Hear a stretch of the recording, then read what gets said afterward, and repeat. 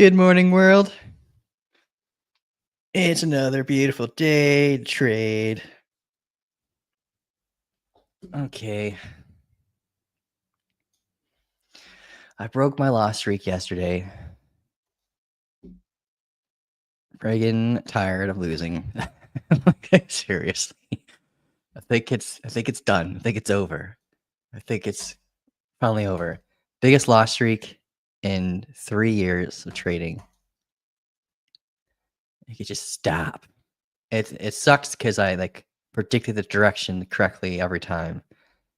It's just like stop loss placement was bad or the timing was just too early.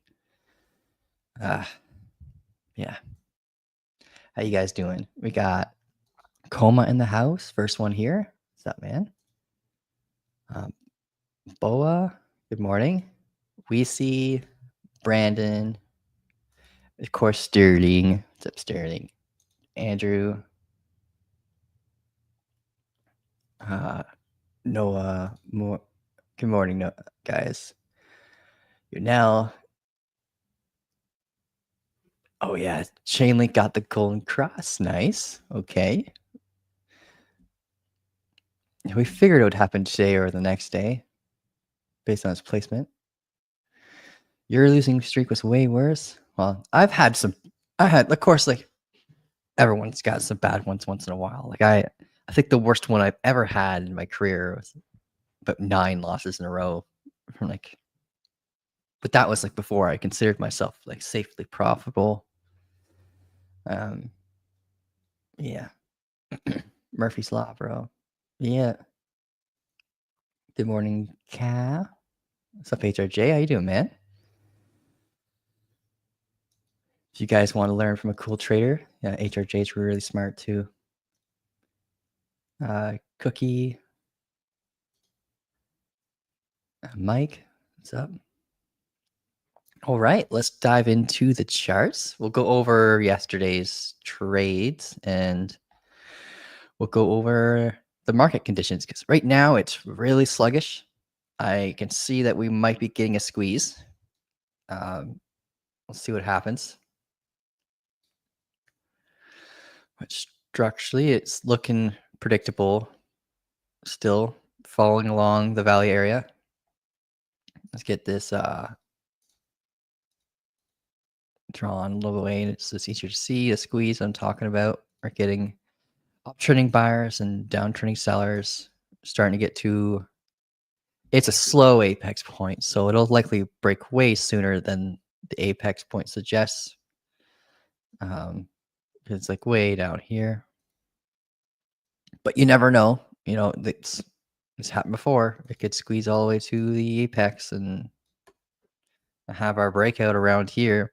If that were going to be the case, like if we've ranged all the way through this pennant like this, we'd likely see altcoin dominance go up, like others dominance go up like crazy. Because traders don't like boring, and they will not sit and wait for Bitcoin to break out, right? So volume would start going and shifting towards altcoins if we did maintain this range. It might not be good volume, but it'll be volume. Your soul worked out entry 18638. Nice. You took profit at 1916. Cool. Yeah, let's go over that. So this is Solana. We were preparing for a bounce here off this green zone. We also, at the time, I think during the live, where were we? Yeah, during the live, we were also looking at a potential bounce around here. We never got that reaction. And down here, we never got our change of character that we wanted to have happen here until like way later. And it was very short-lived, and we hit our head off that value area low, which was a concern of mine if we deviated below this, right? We deviate below this previous value area, it gives it the opportunity to act as resistance like it did right here, right? But during this moment, I wasn't too worried just yet. We still had some buy wall, like a buy walls down here, and we held it through. Like, it mitigated quite a bit of it here, and then we held it through here. Then we hit our head off this. Luckily, with a warning sign telling you to get out, right? Lost the uptrending momentum if you held your SFP. And it looks like you did, Andrew, and you held it right to the moment where you should have gotten out. So, or you just got out during the supply, because it looks like you might have gotten out with a limit order and not a reactional. Like a reactional would have been right here on this candle when we got the change character in the lower time frames. But yeah, let's see. Let's dive into it, because I took 2 trades. I lost. We were doing good with this trade here. We had a SFP right here. This is the wick that was taken. We closed back above the wick, preventing a break of structure. Unfortunately, like right here, I was waiting for the SFP right here, and then we closed below the wick, and it invalidated the idea of an SFP. Didn't mean one was going to happen in the future like it did right here. So we got like a 15-minute SFP on this candle. And if we zoom in, we have to zoom in a lower time frames to really dissect things. Let's go to the 1 minute. Right, this is the entry point. Low time frames like 1 minute. The SFP was a low time frame double bottom structure, like a descending double bottom. We got that break. I got in during this little doji reaction pullback here. We pulled back a little bit further, then came up, and there's these 2 zones. We jumped in on a live together in the. It wasn't really like.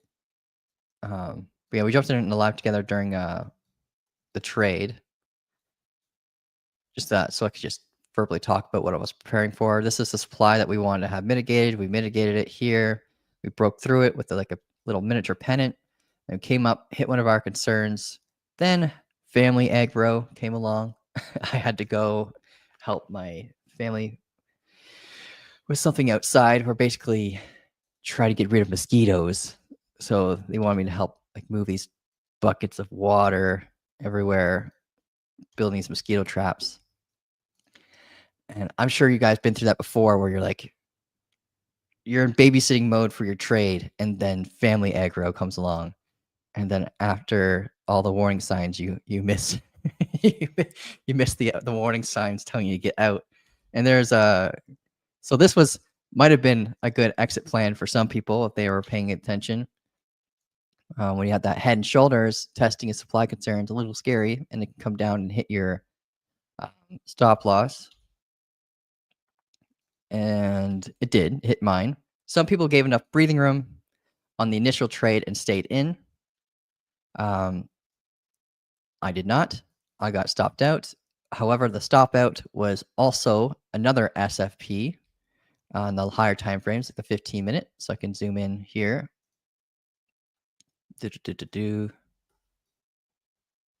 So here you can see that we swept the new low that we've taken with this candle, and we confirmed an SFP when it closed here. But yeah, so we got another SFP on the 15-minute. So I jumped in, and I got out because I just wanted the W at the 1 to 2, at my 1 to 2. I had the same little supply concern here, where the top side of it was a concern for me, and we had this downtrending momentum. And yeah, so I got out like pretty much during this active candle right here, and right when we hit that downtrending point of interest, and we pulled back, and then we got the breakout. But I knew that this was possible, that we could continue up, but I just wanted to capture the W, regain my losses, because one win with a 1 to 2 risk reward ratio takes up and absorbs 2 losses. And yeah, and now let's zoom out on the 15-minute. We are below our little demand zone, our key area of interest. We've tested a previous value area high, a strong previous level from here to here is an old value area. And we bounced off the same recent area that we did like right here before running out of this value area. Yeah. But now we are building a little bit of a kind of like a bear flag structure. These tend to get exhausted and break to the downside. They usually come with divergences as well. We're not getting any right now. But yeah, so we're starting to see another low time frame squeeze. We have an apex right here. So this is bound to break out soon. Give us an answer either to the upside or the downside soon. Statistically, these normally break to the downside.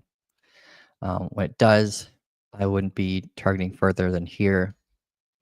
We have a wick here. We have some interest here. We can delete this. We don't need this anymore. It'll just cause confusion. We can clone this, place it here.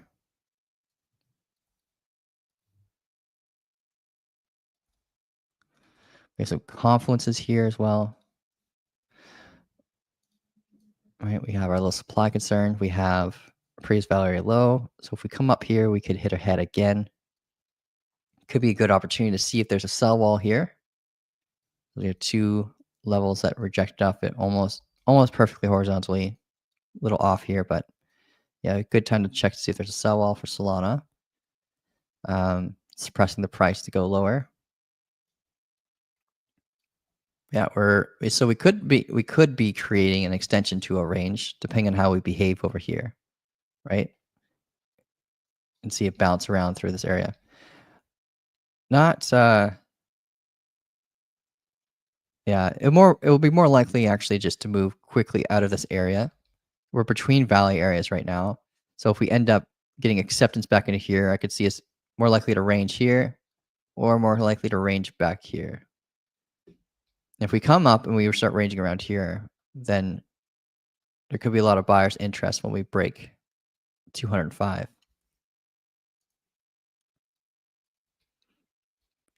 You get that inverse head and shoulders behavior.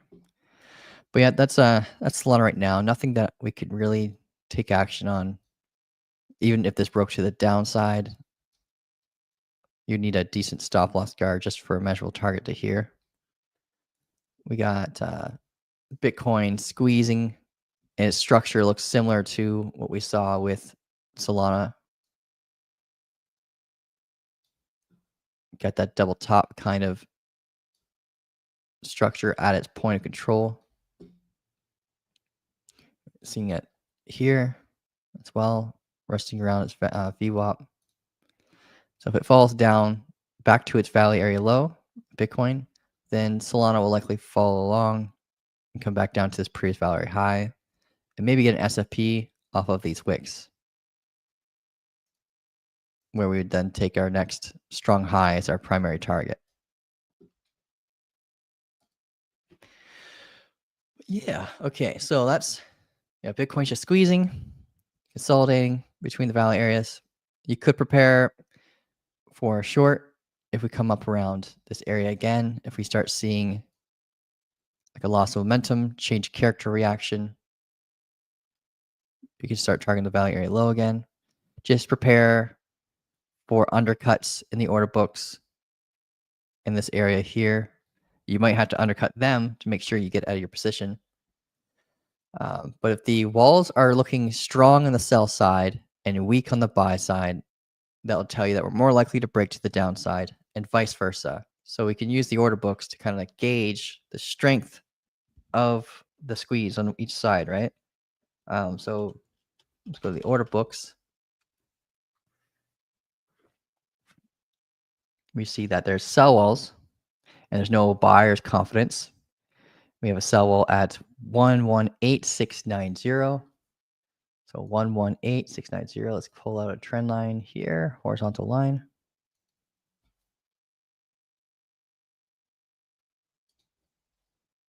coordinates 118,690. There's a cell wall creating this horizontal resistance with this double top. Let's go back to the order books. How strong is the cell wall? It is about 350 Bitcoin. So not too strong. That's like a few taps and we break through it. The volume isn't great right now, so it might take a little bit more than a few taps, but would type in text here. It's about 350 Bitcoin.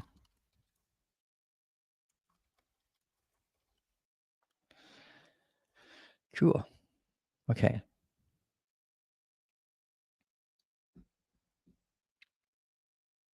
Is it a bad step to take that short at 187?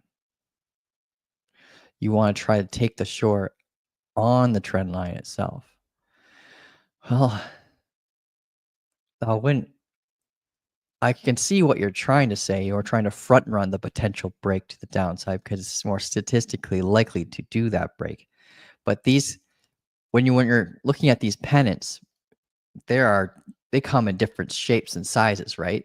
And right now the size is very, very small. If you had a much bigger one, like let's say like this, let's just visualize something much bigger. Sec here. Let's say we had structure in here that would give you enough time for a short. Let's say like you had a double top at the top here, right?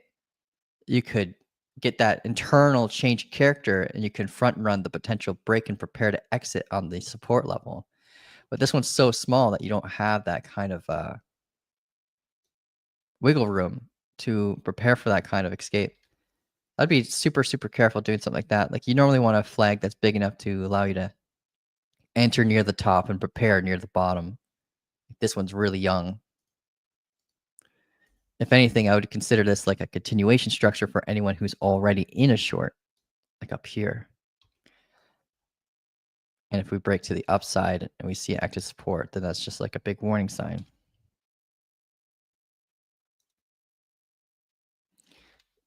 You might be able to have fun on like the 1 minute time frame or something like that, but then you have to worry about fees.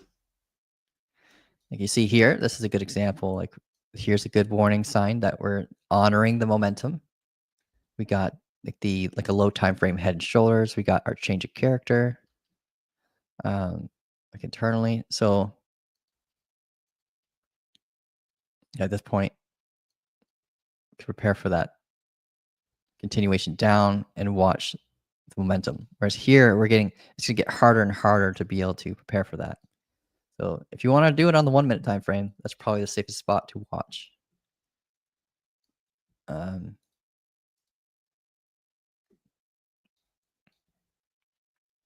Okay, so that's Solana.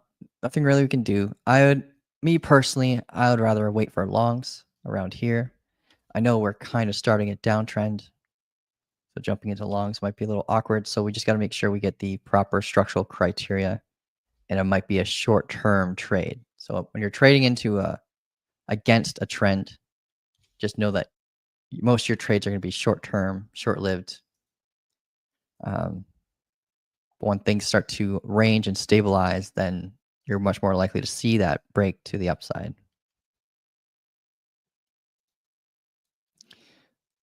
Okay, so let's move that there.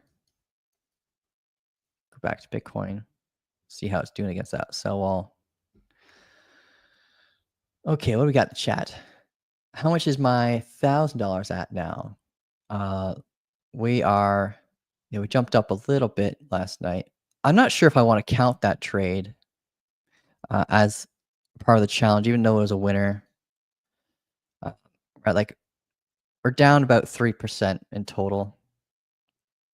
Gained 2% last night, or 1%, I guess, is what I made in total after the loss. Yeah, like around roughly 179. Yeah.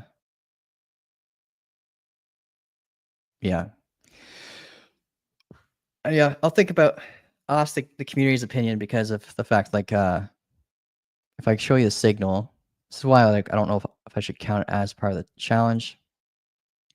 The signal we were talking about, like preparing for the bounce around this area, and we got the bounce that we needed, and it's watching for Solana SFP here. If it confirms target will be 190, and it could create a change of character for continuation in 15-minute time frame. Told everyone when it confirmed, and then when I closed, I didn't really mention to people that I took a second trade. Some people were watching my screen and saw the long position tool pop up and they jumped in, but others saw it and wanted to wait for a signal. So yeah, it's a matter of the community's vote on that one. Let's see. It's a rough game for someone with a family. If you're single and here, remember you got crazy time. Yeah. Yeah, if you're single, guys. It's trading. It's the time is now to learn how to trade. You have kids, it's tough. And the kids are the reason why I got into trading, though. So it's all a matter of perspective. But you do definitely have a lot more free time when you.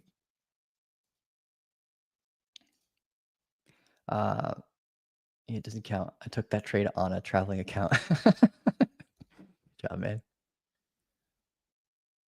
All right, cool. Is there anything you guys want to look at? There's not much going on with Bitcoin, so we pretty much have to look elsewhere if you want to see there's potential setup.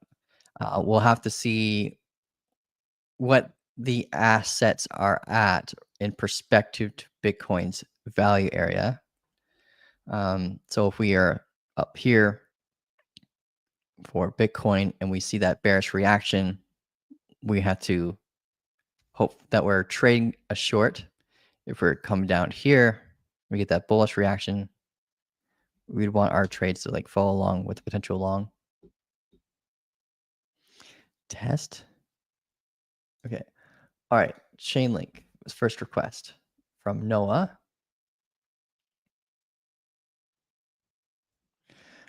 Kyle, when you are doing this challenge, you don't trade on your main account. I actually sold some Bitcoin to be able to like support myself, so I could just focus on the challenge itself and not on. Yeah, but it's not my main account. Like I have a $100,000 swing trading account, which I gave up 70% of it for mining recently. So now it's down to 30K. And I had another scalping account that was $10,000. And that one I pulled 9 grand out to do this challenge. So I just wanted to focus on one account. I'm able to support myself for a long time so I can bring this account back to like 1 million again. I was about to say no problem, but it's not. My last trades have been rough. But yeah, we'll get there. Just compound and grow our way up. When the count gets to like $10,000, it's going to seem much more attainable getting to 1 million. I promise you, like the compounding speed just like picks up like crazy around that time. Trades start coming in at like $200 and $300 worth of profit. You're risking to lose $100 instead of 10. So it just starts to grow really fast around that time. All right, let's look at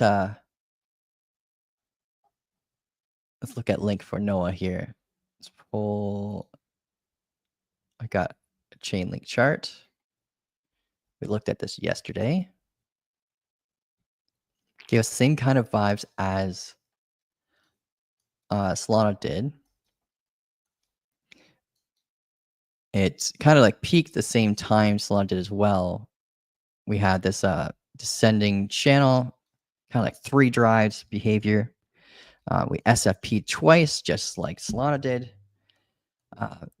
Arguably, I think Chainlink was the easier play if we were doing the exact same trades. And now it's doing the same thing as Solana. It's got that kind of like bear flag kind of behavior. It's getting squeezed right now. However, its relative positioning is a little bit more bullish than Solana because like we tested this previous demand zone here, And on Solana, it's like a previous value area high, and Solana is below its previous value area high, whereas Chainlink is trying to get acceptance into it. You see, here's this value area here. We're using this as resistance right now, and Chainlink is relative to Solana is looking more bullish because of its positioning. So we had barely had a deviation away from the value area here, the previous value area, and we could be preparing for a return back up. And if that were to happen, then it would likely happen with Solana as well. It's just Solana has more barriers you need to worry about. We have one core barrier here, and a little one that we're approaching right now, right here. We can mark this zone as an area of potential bearish confluence. So if your confluences that build up with your rules build up in this area, and you get that change character, yeah, it could be a warning sign that we might not continue up any further. We might be stuck range bound. So this is two little barriers that we're concerned about. This one being stronger, in my opinion, because of the type of confluences we had the previous point of control, just below this local value area low. So we have lots of reasonings to hit our head here and fall down as well.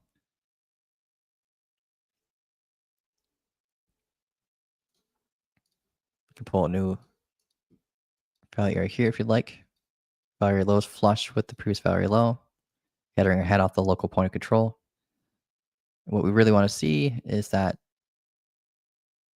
higher high, break a structure to bring us back up to this area where we'd prepare for like a short-term scalp short that could give us a continuation down, but we got to prepare for the value area low with the potentially active support with this 15-minute order block.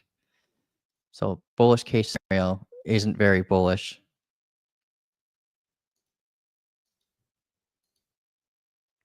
Looking at something probably like this. There is obviously the possibility that we could break out. That would mean Bitcoin would have to break out as well, especially with the amount of pairing liquidity that Chainlink has with Bitcoin. Bitcoin would definitely need to break out of this apex structure to allow Chainlink to rotate back up to its previous value area up here. Let's see what happens. But yeah, that is Chainlink. There's no key level I can mark for you to help define a safe trade right now. Just some confluence zones. Okay, so that's Chainlink, man. What about Ethereum? Let's take a peek. So Ethereum, just gonna close the Chainlink chart. Oh, cancel, save.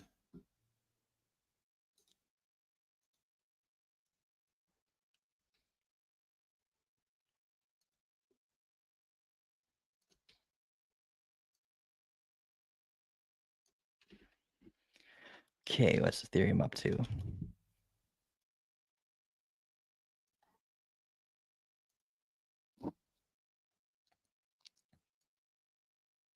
Yeah, looking like everything else. I got two trend lines here. Probably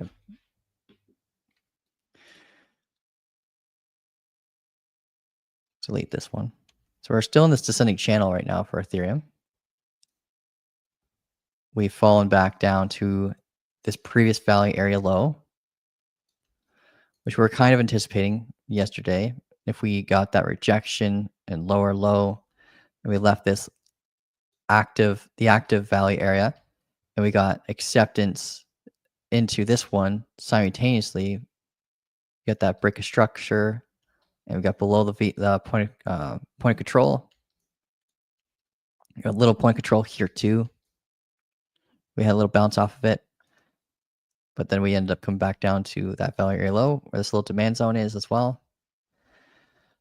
Let's see. We did have a great SFP right here. This little hammer candle. Yeah, this candle would have been an amazing trade on the 15-minute, especially when we broke past this key level here. Now we're at this sell confluence zone that we marked yesterday.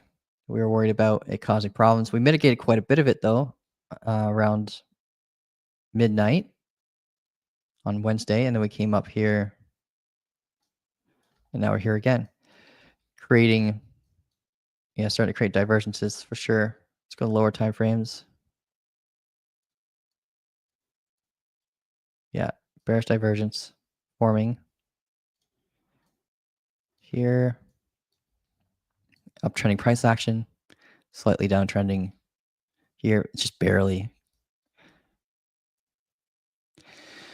But yeah, if we come up here, let's say we get a higher high, we can mark this as a key level if we get that higher high, and we lose the VWAP simultaneously. If we get something like this, it could be a good short.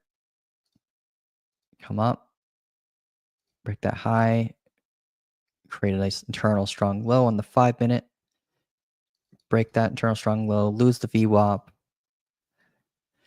and then fall back down to the previous value area low and maintain the descending channel.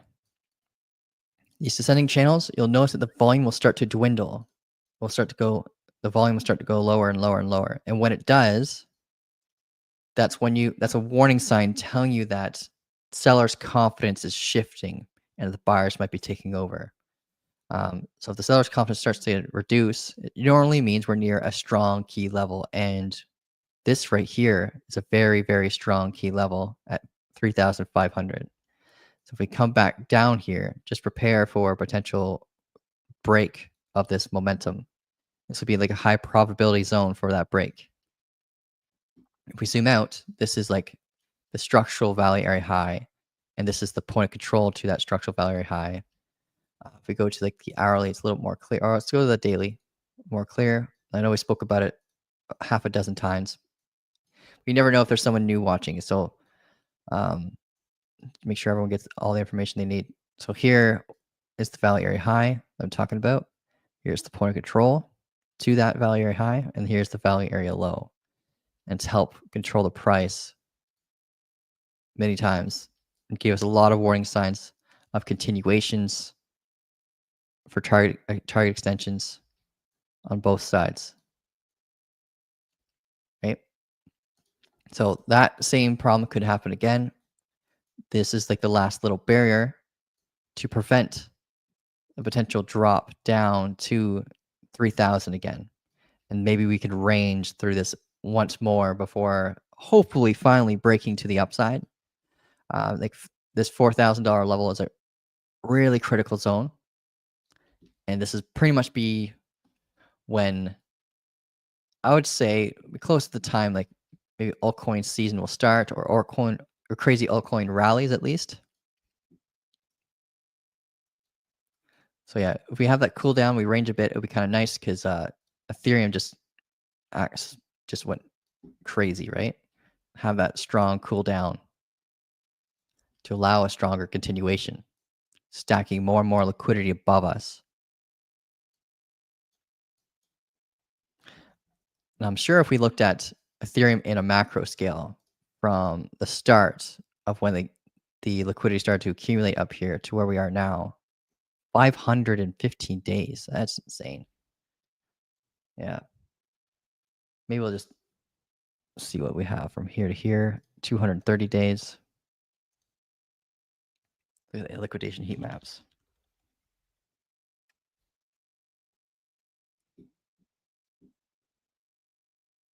Symbol.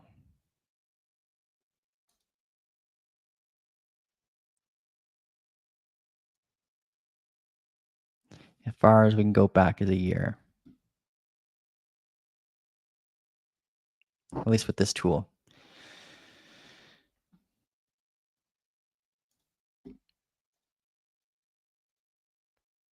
I gotta refresh this chart.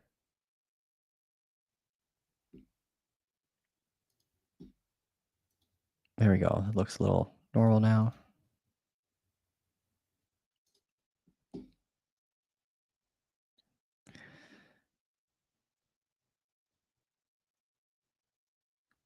It's not as huge as I thought it would be. 15 million. So as we grabbed all liquidity along the way up, add a decent amount along the way down. It's hard to get a visual of the liquidity up there. We might have to find another tool for it. I want to know what's resting up here, if there is anything resting up there.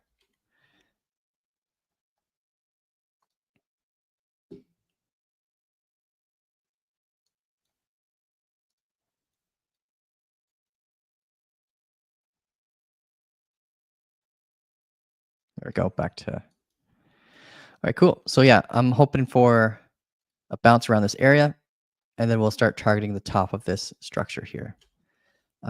Super low time frame preparation would be that potential break of this key area. If we get that higher high, we might be able to get an SFP opportunity here. This is what I'll be hoping for when you're trying to prepare for a short. You want to have that distance, create a good stop loss guard, and then have this become your internal 5-minute change of character. We might get that bounce here and retest. So if you don't get the opportunity, then be patient, because if we do get that bounce, we could get like a Fibonacci entry around this area, something like this, creating the right shoulder. It's really common for, like, if you get that head and shoulders kind of vibes. If there's a large amount of liquidity pooling here, it could induce a bounce. And then around here, you can prepare for a short instead, with different entry criteria, of course, but I'll undo that, delete, actually. All right, so that's Ethereum. How are we doing with that sell wall? We're attacking it right now on Bitcoin. It is down to 200. So it was at 390 before. Now it's down. It's gotten weaker. A lot weaker. About 200 Bitcoin left in that sell wall. So we can update this.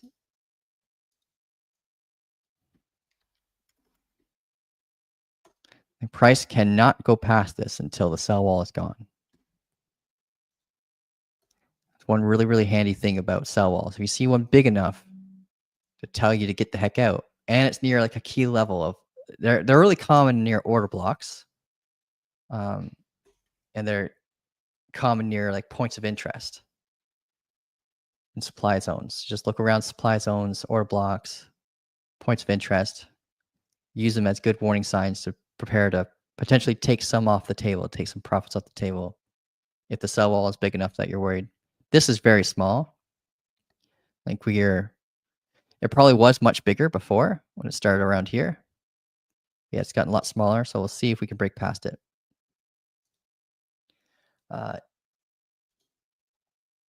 Okay. We have the chat.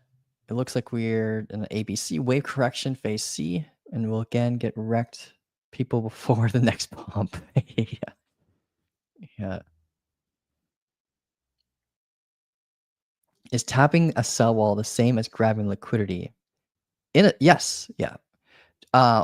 If you want to replace the word liquidity with anything, just replace it with the word money, right? Liquidity is just money. If there's a lot of money in one spot, it causes an event where people can buy and sell with the least amount of price impact, right? So here, people can buy with a low price impact because of the sell wall. You're buying into a sell wall. You are fulfilling their orders. It could be in the form of stop losses, limit orders. It could be in the form of liquidation levels. It could be in the form of, well, not trigger rebuys. That's taking liquidity. But yeah, so anything that would like produce a maker fee is someone who is providing liquidity. And if anyone gets liquidated, you're also providing liquidity as well. But yeah, and sell wall is grabbing liquidity. You're right.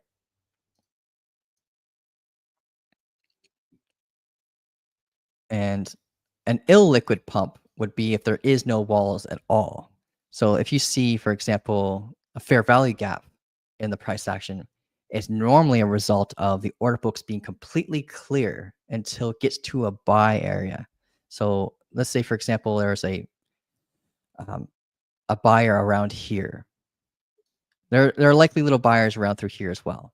But there could have been a big enough seller to mitigate all of those sell orders simultaneously, and it didn't get halted until they roughly around here, where there's a big enough buy wall to like slow price action down.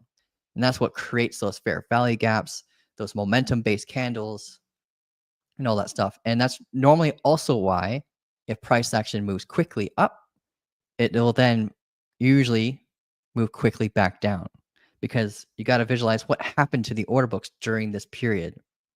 Um, the all the orders have been mitigated.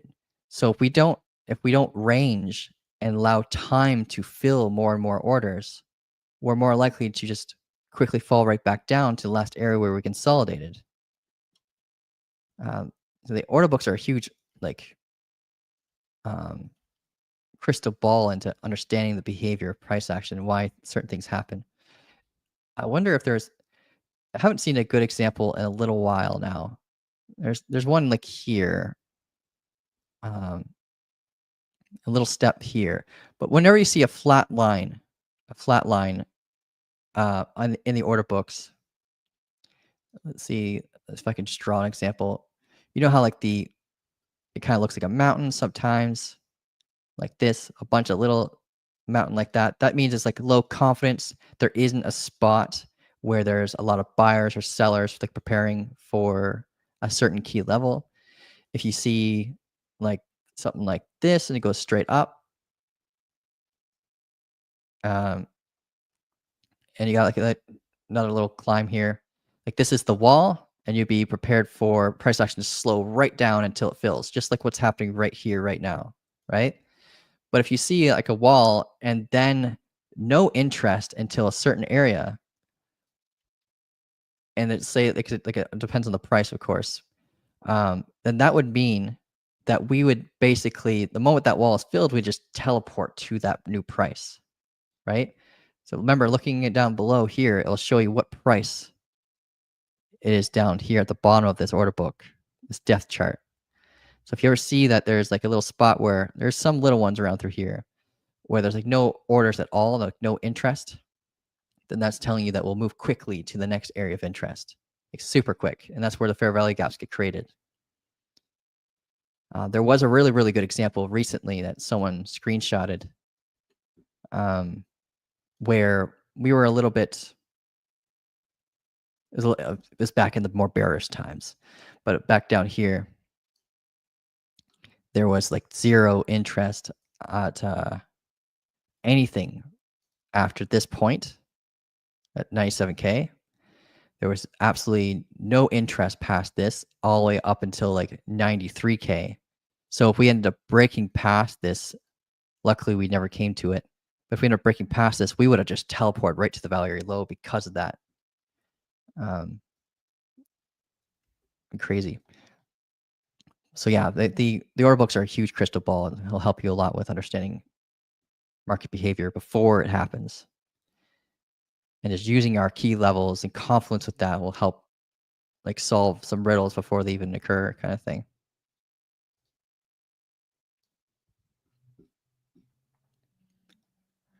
All right. Good morning, Zero. What's up, man? Aaron, what's up? JB, how you doing? All right, let's try to find these requests. Sterling has starred them all for me, so it's easy to find. We got Ramos wanting to look at ENA, and then Ben wants to look at H bar.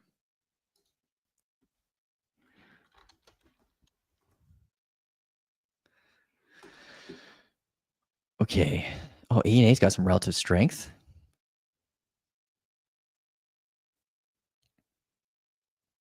Looks like this was the last time we were looking at it. It was like coiling up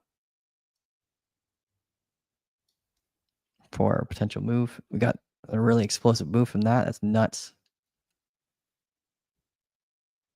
Why do we have an orange line on my chart? Oh, this is a daily level? Oh boy. Okay.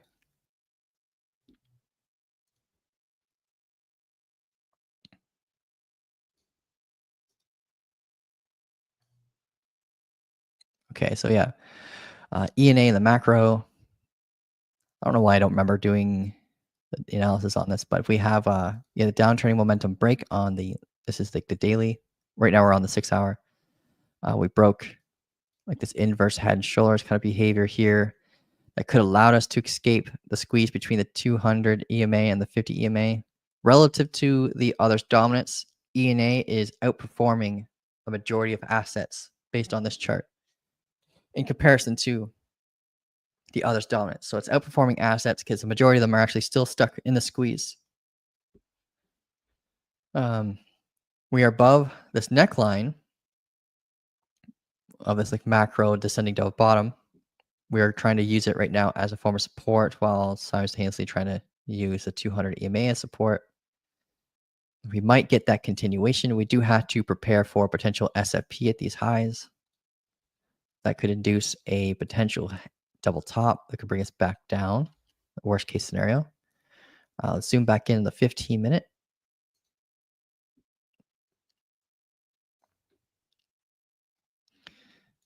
Okay.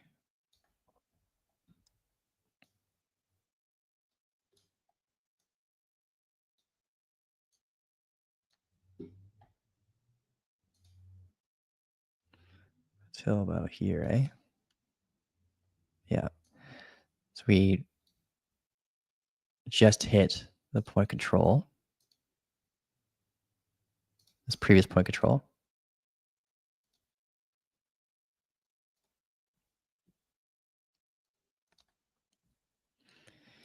We got the value area low that we're trying to come back down to and hopefully see it act as a form of support so we can potentially get acceptance into the value area, like proper acceptance.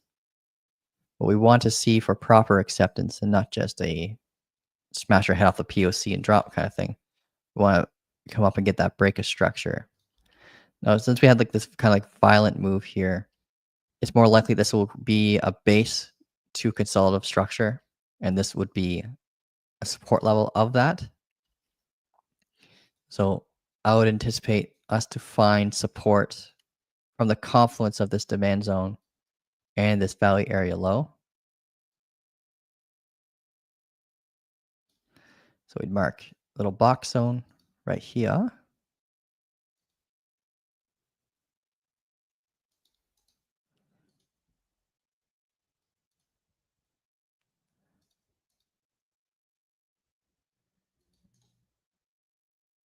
Send it back. There we go.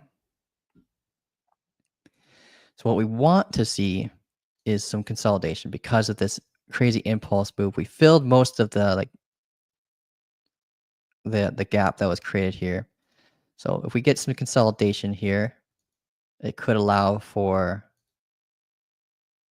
a break of this point of control and then a rotation to its value area high at 53 cents. What we don't want to see is getting back. If we get below this demand zone, we'd likely see the VWAP catch up at that point. We'd lose the VWAP simultaneously, and then we could have us be stuck back down, range bound down here again. So we really need to see that break of structure continuation in order to get a target extension to this value high, if you're in a long, of course. Jumping in on the continuation might be a little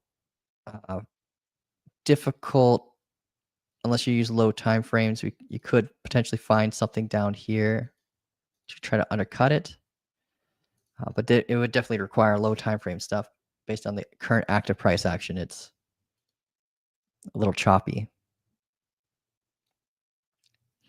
But yeah, that looks. It does definitely has relative strength to other stuff because I like most majority of things are struggling. Right, we haven't been able to break anything to the upside or anything like that. So ENA is doing really good.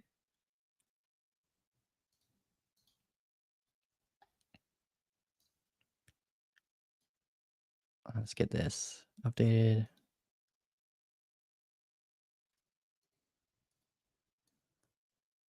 But nothing I could say to jump in on no key levels, unfortunately. We're above like a macro key level, which is awesome. So like what we want to see macro is the potential continuation, right? The macro continuation, that break of structure, confirming that macro double bottom as support. But it'll be really healthy to see us like range in this area first before getting that continuation up. So this area can act as a solid area of support if we were to ever come back down and return to this level.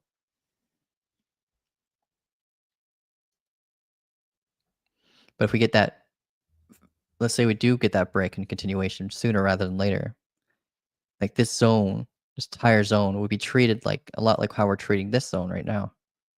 It'd be like a more of a macro version of this if we were to return back to it. Just a younger, weaker little demand zone. Let's go back to Bitcoin, see how it's doing against that wall.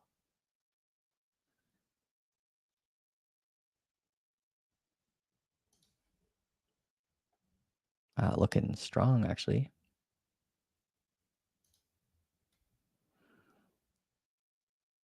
Yeah, about 125 Bitcoin left. So this started at 390 at the beginning of our live, and now it's down to 125. We're almost done breaking through that area.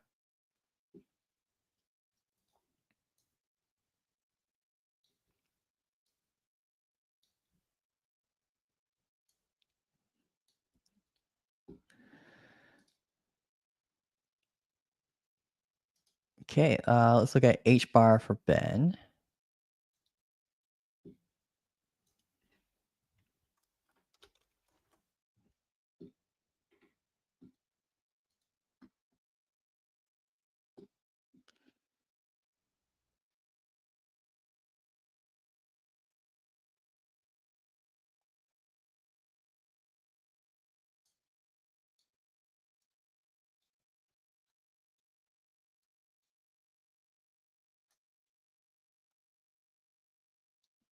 Where we got? Oh, this is the measurable target of something.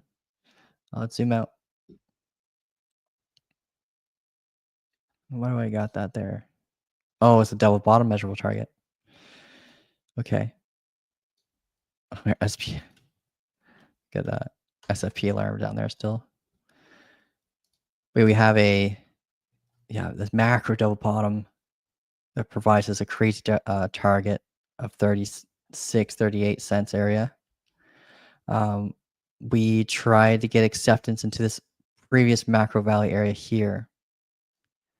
We grab liquidity from this top of this wick, and simultaneously we hit this point of control and double topped and failed from there. And now we're back inside of this like previous little demand zone. I would say little, but it's not that little.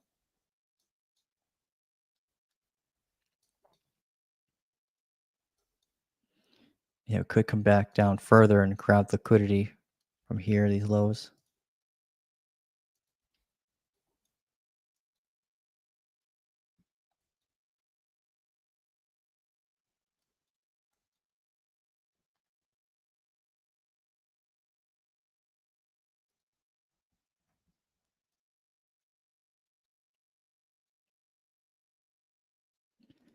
All right, grabbing a fixed range profile from this little demand zone here to the point where we saw the value area act as support and break out. So I'm going to click drag here. And then we have a value area here.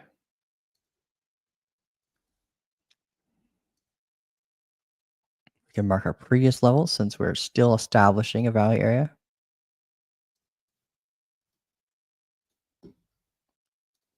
Previous value area low. Previous point control. And we got a previous value area high.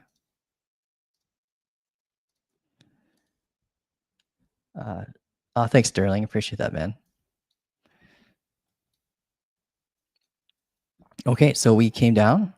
We tried to hold the value area high as support, but when we broke below that strong previous point of control, this macro one, we hit our head off of it got acceptance into the value area during this moment. And during this moment, you could target the value area low, stop loss above the high. You get that pullback, same kind of behavior that we saw on like Chainlink and Solana. And we're getting the same kind of behavior again right here as Chainlink and Solana. Majority of assets are building this bear flag structure. So what's nice about this particular structure in comparison to others is that when we break this, we would have this simultaneous break of the previous point of control. So having the point of control on your back during a trade is really nice. When you're entering around here, having that POC as a potential capital guardian is kind of nice. But if Bitcoin manages to break that sell wall here that we've been fighting in what looks like for, I don't know how many hours now, like over 3 hours, almost 4 hours, trying to break through this. If we manage to break through this, then great. Bitcoin would lose its VWAP and Confluence to H-bar breaking its previous point of control. Solana, I believe, same thing, VWAP break and Confluence. So everything is looking kind of the same. Following Bitcoin, following Ethereum. So they've resynced a little bit. And we spoke about that yesterday too, mostly in the chat, where this is a period where things could potentially start to resync again, rather than having like others' dominance being stronger than Bitcoin's dominance and vice versa, or vice versa. So things will start to correlate really tightly again together. So that's what I prepare for with H-bar, is the continuation back down to the previous value low. And this is where I prepare for longs again. We're building what's known as a descending broadening wedge, where volume starts low and starts to pick up. The measurable target for these structures is the top of the formation. So you can undercut it with an SFP. You can get like a double bottom, change a character reaction, and then just got to watch this momentum level, see if there's any sell orders alongside with the point of control. If we break past that and get that break construction continuation, then you can say, you could stay in the trade and then start targeting these highs while being mindful, of course, of the supply concerns along the way. We don't have to hit all targets, right?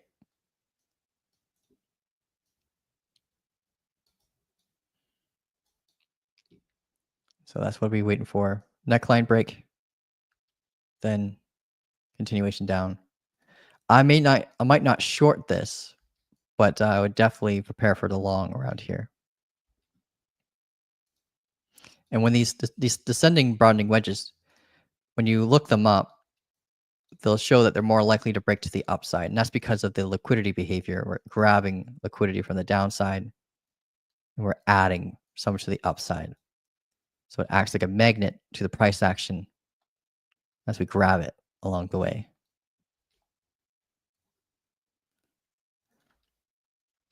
When I say price action magnet, what I mainly mean is market maker magnet. Stack liquidity is an exit plan for big traders. But yeah, that's H-bar. I hope that helps you out. Blake's in the house. What's up, man?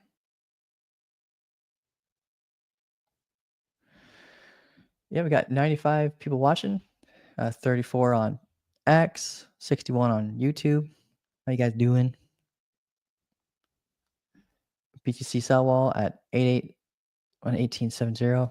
Yeah, we are aware of the sell wall. We're watching it getting mitigated slowly over time. Yeah, it went down to. Oh, someone tried to jump into Lucas's call too soon. Yeah, for those of you who might be trying to jump into Lucas's call, it doesn't start until like 5.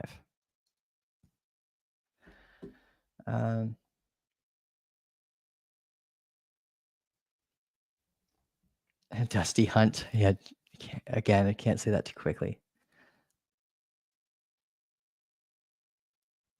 Yeah, it's really small. Mitigating it as we speak kind of thing.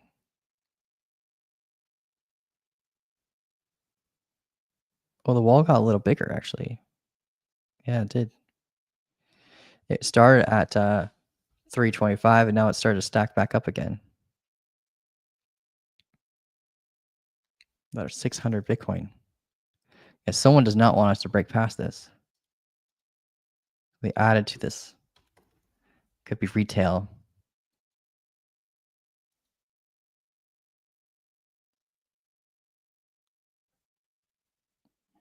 Yeah, so the odds are starting to stack against Bitcoin. It might come back down, break this level. Everything else will follow suit.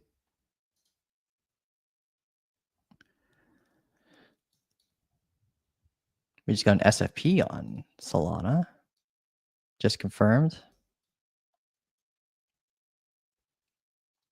Right here, swept this high, closed back down. So what this basically means is this level is now under attack. Whenever you see an SFP, it always attacks your strong low.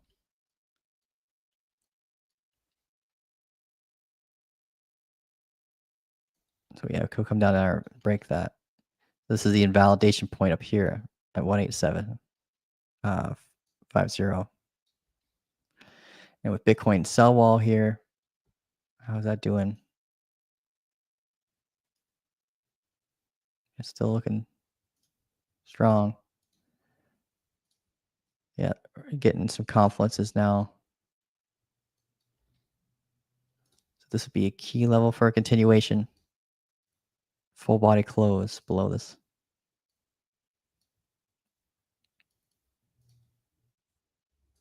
What that look like for a short?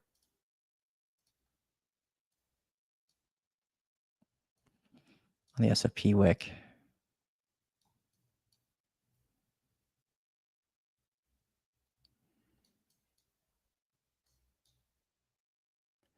One to 1.5. Zoom in on the low time frames here.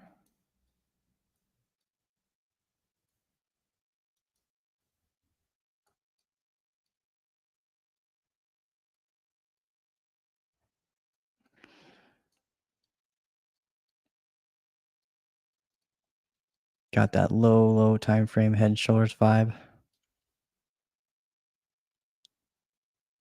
15-minute SFP. It's the VWAP that's like the main concern. Bitcoin's still battling that sell wall.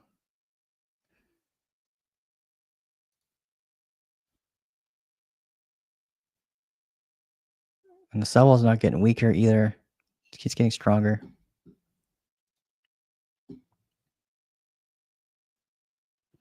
And Bitcoin's positioning is a little awkward. If this placement was like I would consider this like maybe like a, if we're taking the Solana short, maybe like a B setup. What would make it an A plus setup is if all this positioning was up here. If we were doing all this up here, I'd feel a lot better about it.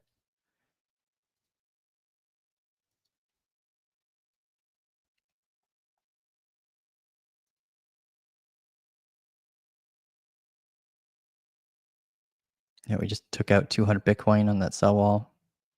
452.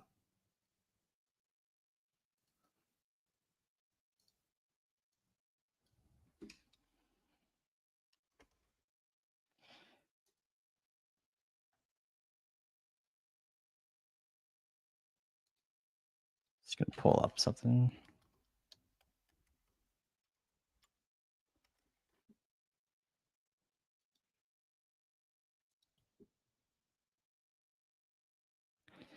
Sometimes with sell walls, it's hard to tell when there's high volume going on because there could be a lot of sell buy pressure going into this, and just the sell wall is keeping the price from moving. But it's low volume right now.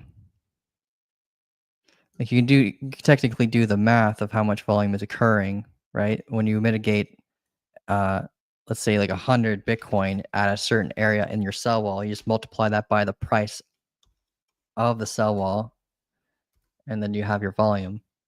So it's still kind of like low volume right now.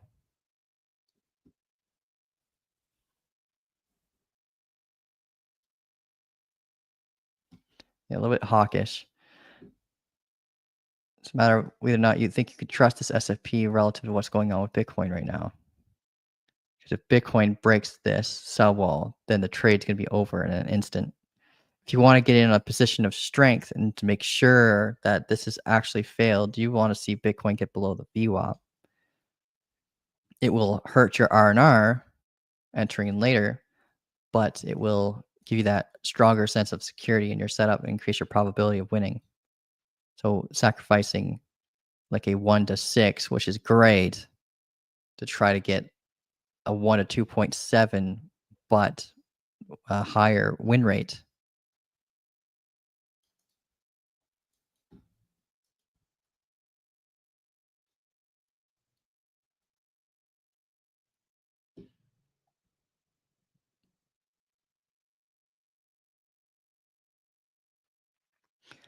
Kyle, can you TA for ASI's vet? Yeah, I'll try to catch up to these. I didn't want to miss out on a potential trade here.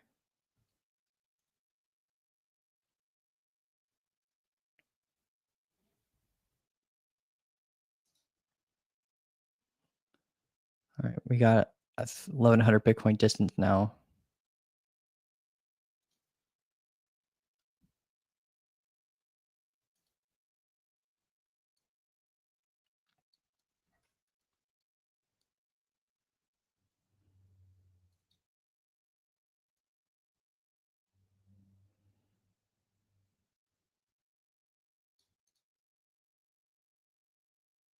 Yeah, I'll leave it. All right, so CM33 is test an asset, or are you just testing chat? Or are you a bot testing something? So we got Beyond Physique. Look at WLD. Yeah, we can take a look at WLD.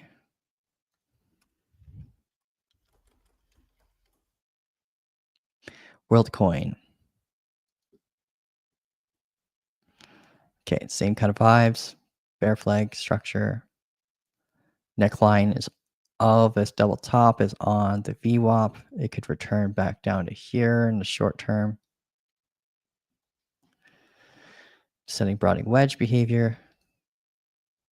We're squeezed between the 200-day and the 50-day EMA. So this is in sync with the other's dominance chart. Anything above this has got relative weakness to the other's dominance chart. Anything below this has got relative strength up here, relative weakness down here. So this thing's pretty much on par with a lot of altcoins right now. Zooming out on the daily.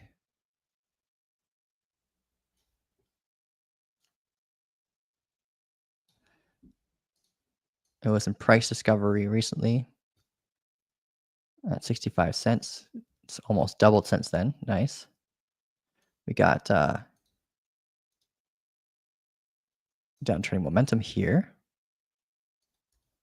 So the macro pace of the sellers. So we got to be cautious of that when we approach this area again. We have the confluence of our neckline being in line with that area, vertical to our price action. Right. So we'd have to go straight up in order for us to see that kind of barrier. But if we break past this, then we'll start seeing that golden cross event. And then this will be our next demand zone that we have to worry about at 262 in the macro. But right now it's hitting its head off of the 200-day EMA. The daily's got like this bearish tweezer reaction, which is pretty darn bad most of the time. And just like tweezers, like these are a form of entry criteria for a lot of traders. If they see a tweezer reaction, especially at the top of a value area high or a bullish tweezer reaction at a value area low, these in themselves are a type of entry criteria, and use your stop loss above these highs. and they're normally induced by giant cell walls. That's why they create like they normally have no wicks, right? It's just a lack of price acceptance because of a massive sell wall, similar to what we're seeing right now with Bitcoin trying to fight that level. Speaking of which, if I can't check the price, all right, looking weak still. H bar, Solana got that break. 30 seconds left on the minute.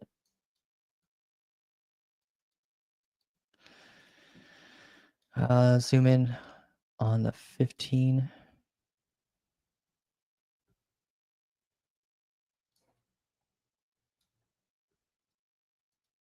But yeah, like locally, it's pretty much doing the same thing.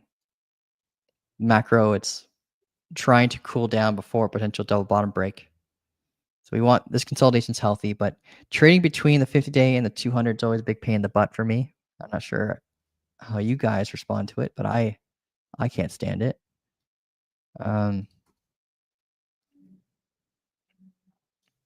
So yeah, it's looking a lot like everything else. I think it can return back down to around $1.07.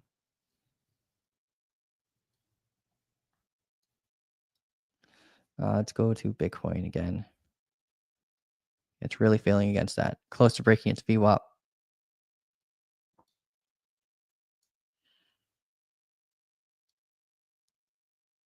It could be double topping into a larger double top, which gives us the measurable target of the value area low.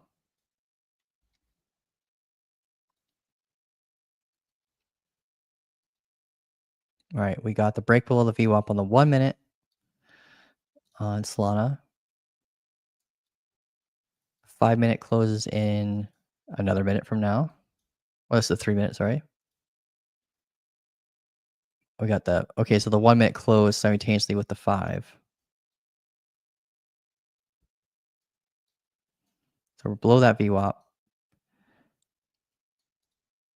So lots of confluences now, just stacking right now. We got that, the early SFP. We've got Bitcoin struggling against the sell wall. We've got bear flag. We got below the VWAP. We broke the momentum. So there's tons and tons of confluences stacking right now for this drop. If we take the short, the measurable target is the low down here, while being mindful of this low here.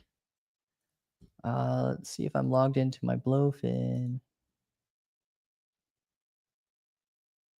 I'm not. Okay, one sec here, guys.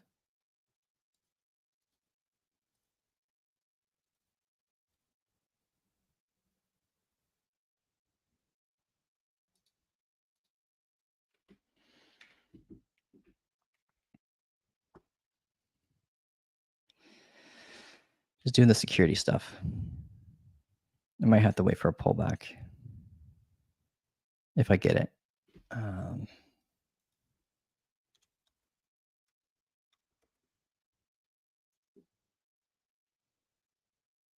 right, so I'm logged in. Luckily, I'm already on the Solana chart the moment I logged in. Stop loss guard above is high.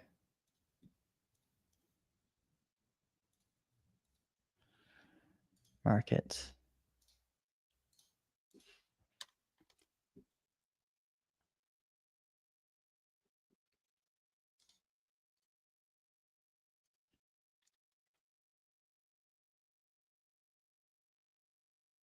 Oh, wrong direction.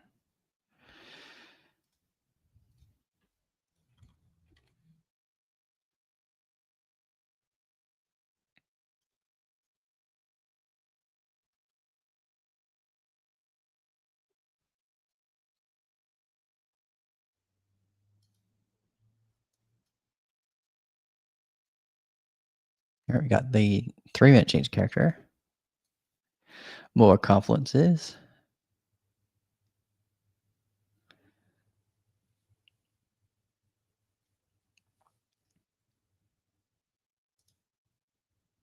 The Bitcoin's getting below that VWAP.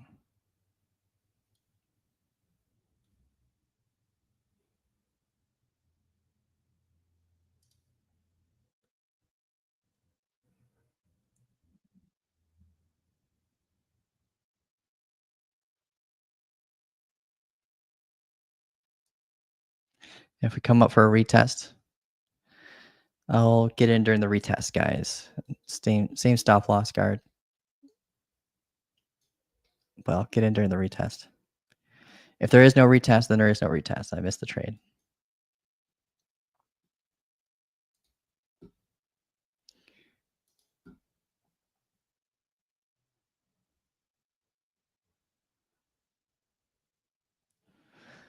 Okay. Any idea why alts dumped badly while Bitcoin sideways? XRP even dumped double digits. I feel like I answered this yesterday.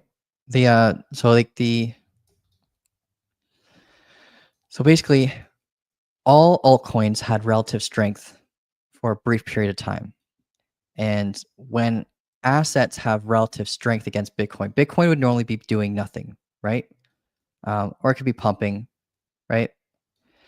Relative strength meaning like if Bitcoin's going down, your alts are not moving, or if Bitcoin's going down, your alts are pumping. That's relative strength, right? And we had a brief period where alts had some relative strength, where Bitcoin was like ranging for a bit and alts were going up, right? The moment that these assets start to hit key levels, like all-time highs, like XRP is a good example, or at the relative position is higher in a different value area, like they took another step up to another floor where Bitcoin just stayed still. So during that time, when they start getting to that area exhaustion and Bitcoin starts to look weak within its range, then alts will drop dramatically, even though Bitcoin's barely moving down, right?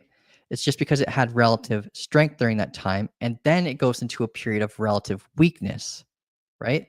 And you'll notice that the Bitcoin dominance will start to go back up, and things start to resync. And that's what I was talking about before when I was beginning of this live.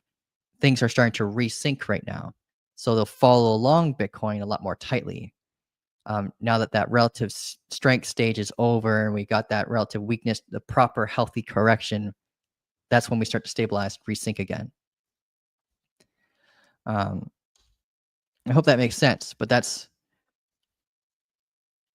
when you notice that Bitcoin's moving slowly and other assets are moving up, then you can immediately understand in the back of your head that like it's the Bitcoin dominance during that time. You don't even have to look at that chart to know that the Bitcoin dominance would be going down if alts are going up while Bitcoin's moving sideways and being boring and stuff. And you start to see correction shortly afterwards. But that's pretty much the reason, man. I hope that helps.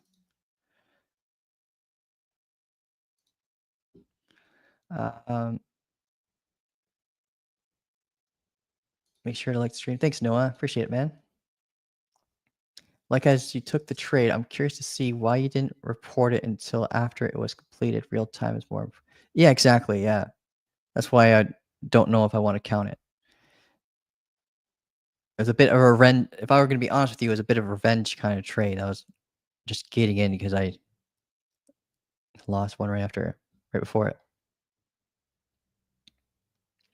Do you trade $10 including fees or without? Without fees. Yeah, without fees. So it's not a net $10. It's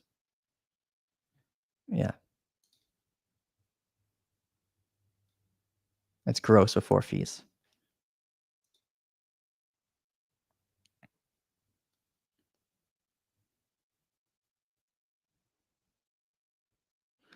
Fartcoin. I'm not a fan of Fartcoin. I'll look at OMU for you.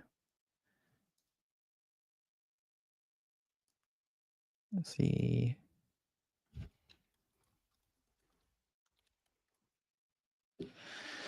Got this is the one that got rugged by the centralized exchange. One thing that token creators fear, if you're a creator of an asset, is what the centralized exchanges do with your funds. So you got to make sure if you are a token creator, same reason why you would pick your exchanges for trading, you should have the same kind of criteria for picking your exchanges for listing, because you could have this garbage happen to you, right? A centralized exchange could just dump everything on you. I really think that they should have multi-sigs when it comes to stuff like that. I know multi-sigs are kind of expensive unless you code them yourself, but it can prevent you from getting wrecked. So this isn't a dead asset, but like what happened to it could really shatter people's confidence. The It lost all of its key levels of support during this drop that you normally see it honor as a form of support. So here, um, and here, like what during this period when you're consolidating like this, you'd expect like if you were to drop, you would find this as a range form of support. But this is like I would consider this like a type of black swan event that happened to kind of crappy. But yeah, we're hitting our head off the 50-day EMA. It finally caught up. The 50-day EMA finally caught up to the price action. Um, got a bit of a explosive move, which is kind of nice, but we're taking away all those gains again. This is our next little demand zone on the daily here. And if we get below this area down here, we'll be in price discovery very shortly for like that. Let's see. Yeah, let's go here.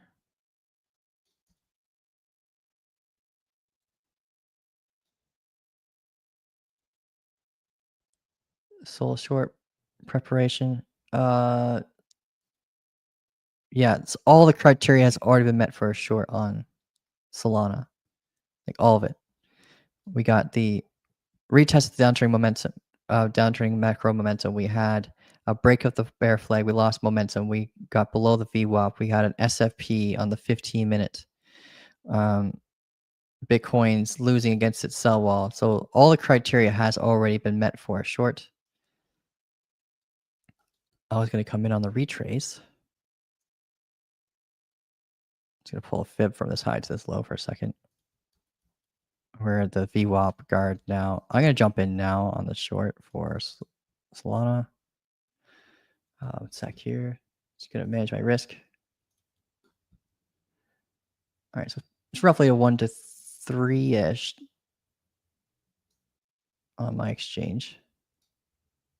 Okay, I'm shorting now. I'm in the short.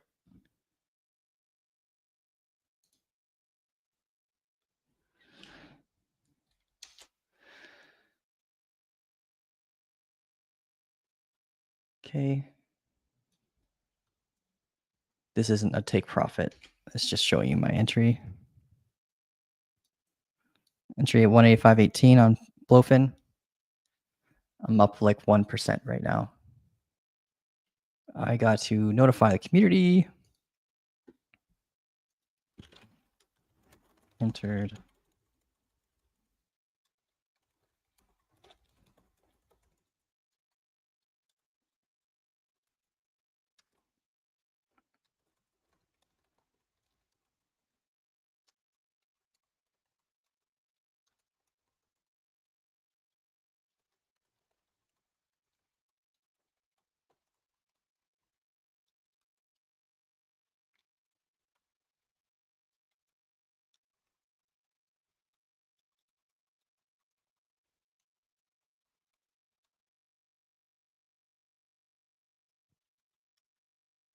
Normally I give people a lot more notice than this, but trying to help you guys at the same time and do this is kind of tough.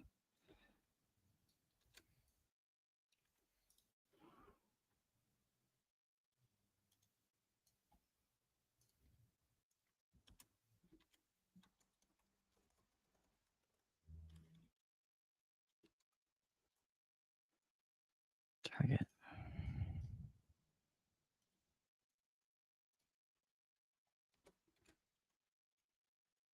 That's good enough.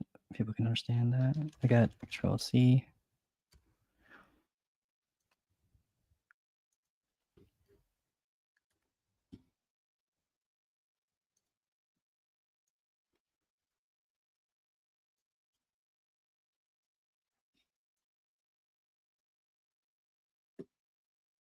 give everyone a screenshot so they get a visual understanding as to why. And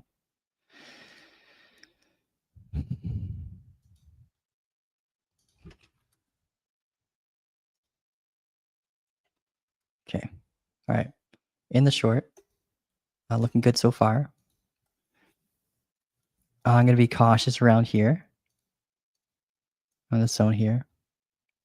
So I'm going to set an alarm. So if it's a good habit to set alarms near areas of caution so you don't have to babysit your trade as much. If you're a busy dude, just set an alarm near your local resistance, your demand zones, your order blocks, like anything that could interrupt your trade, your point of controls. Then set an alarm near them. So if you see an opposing bullish reaction against it, then you can know like, okay, I should take some off the table, right? Okay, alarm is set to trigger when we get there.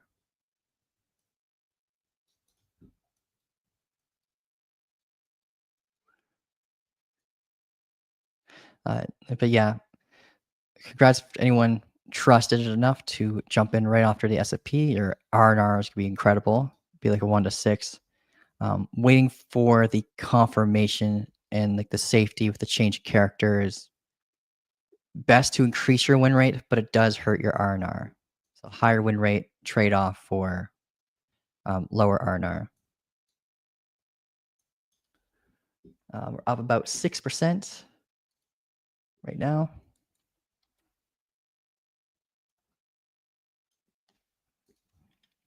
So far. It's just a matter of, it's all unrealized, so it's meaningless until we close. Okay. Kyle, was that short soul retest? Was that on the 5-minute you waited? It technically wouldn't matter what time frame you looked at.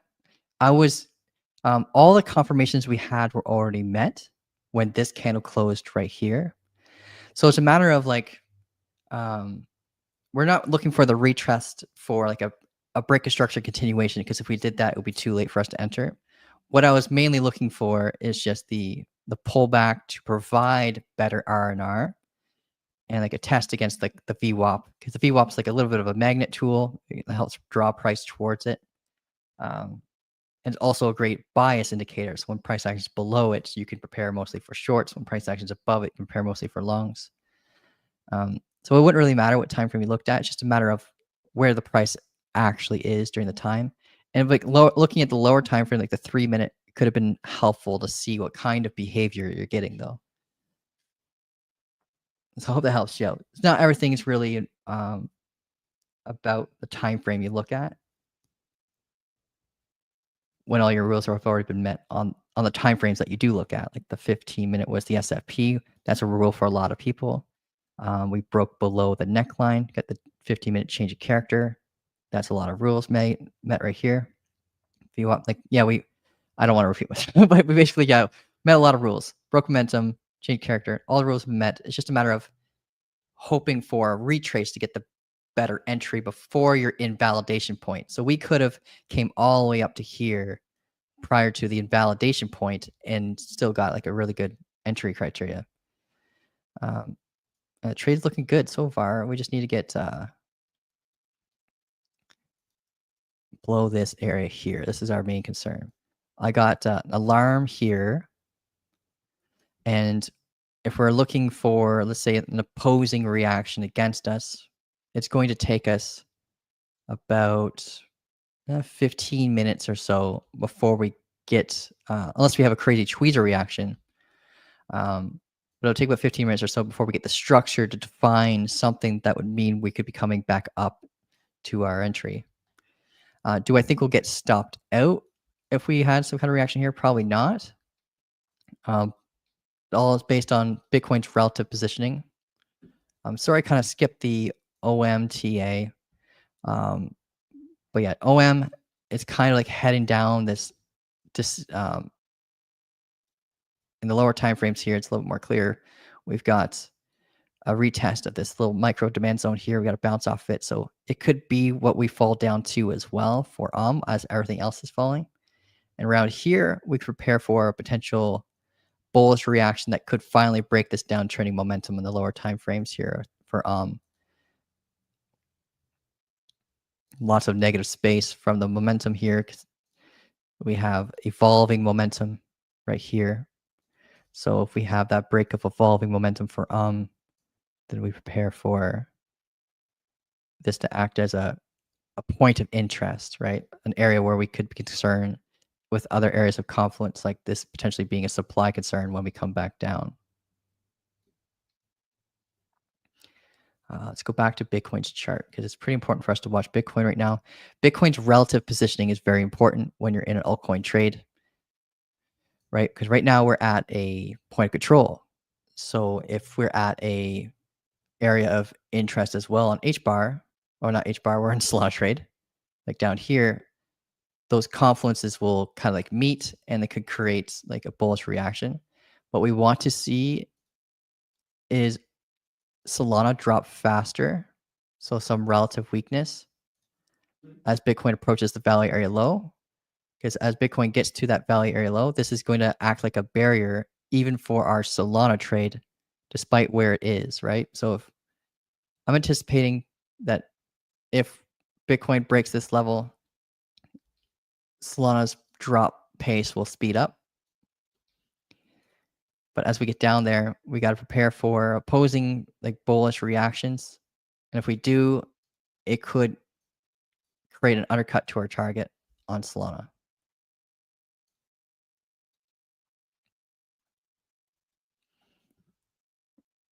If we get another break of structure and below this area, I'll be moving my stop loss to break even. All right, let's unstar this. We got 16 starred messages. Just gonna go through the questions and not the requests first. Hey Kyle, have you covered ton? Do you think $4 is on the horizon? I'm not. I'll have to look at ton. Sorry. Do I use Bitcoin dominance for my trades? I've been hitting a lot more wins when I implement that into my setups. I have a good. I don't use them for my trades, but I can see how that confluence could be incredibly helpful. I used to use the DXY as confluence until the last election. It's been a little wonky, but yeah,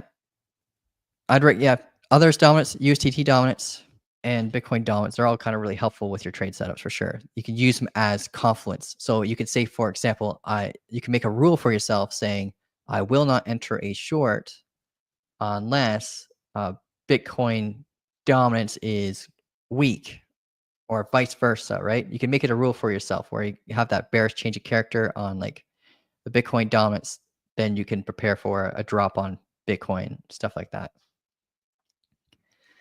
But it's relative to like a lot of conditions. So sometimes it's helpful, sometimes it's not. If we have a lot of funds flowing into crypto from fiat, UST dominance is going to go up, and you'll notice that there's going to be no like impact over over your trades and stuff like that. So it's a matter of like being aware of the inflows and stuff like that too. Let's see. Yeah, Solana, we just got to break this level and we're good. It's a good question though.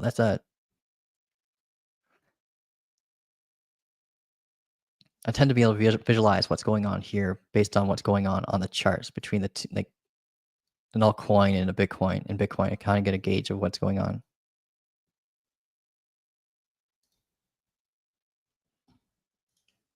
And if you're doing that, LJ, then you're going to have that ability soon too. The more you practice and the more you use Bitcoin dominance as part of your trades, the more you're going to be able to visualize that kind of reaction without even looking at that chart. That kind of stuff comes with experience.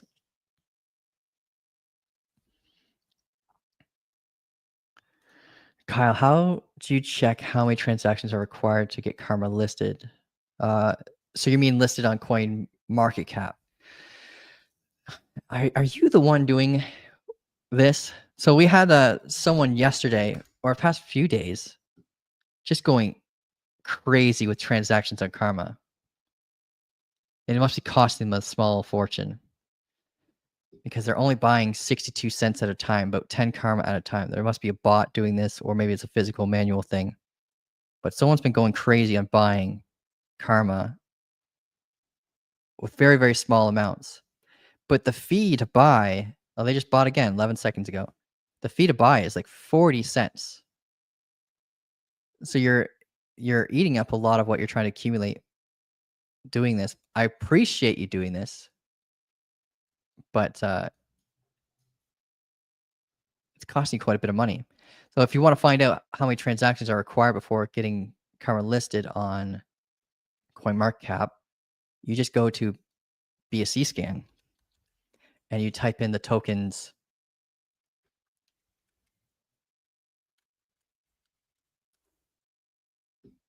address, smart contract address. So this here's smart contract here. And you go to, once BSC scan recognizes that I'm a human, see, huh? I've been monitoring whoever's doing this, by the way. I've been watching you just in case you're trying something crazy. So going to the contract here, the transactions, click on it here. All right, so you want to look at BC scan and then just type in the smart contract up here and you want to see transfers. The total transfers is up here. So this one person probably done about 200 transfers. Just buying up. And by the way, what's kind of nice about this is you're inducing airdrops for everybody. So you're buying 10 karma, but with the tax, some of it's going towards liquidity and some of it's going towards their holders. So you're giving everyone a little micro airdrop every time you do this. But yeah, right here, we need to get to 10,000 transactions and then we meet all the criteria met for getting on CoinGecko and CoinMarketCap, which is great for organic marketing and stuff. Got some relative strength on Solana. Well, this is a 3-minute. To get a little pullback here.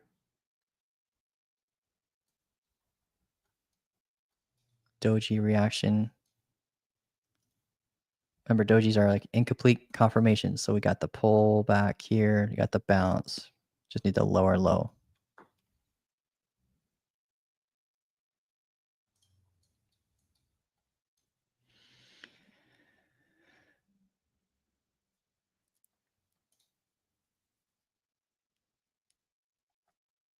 Am I in that trade? Yeah, I'm in that trade.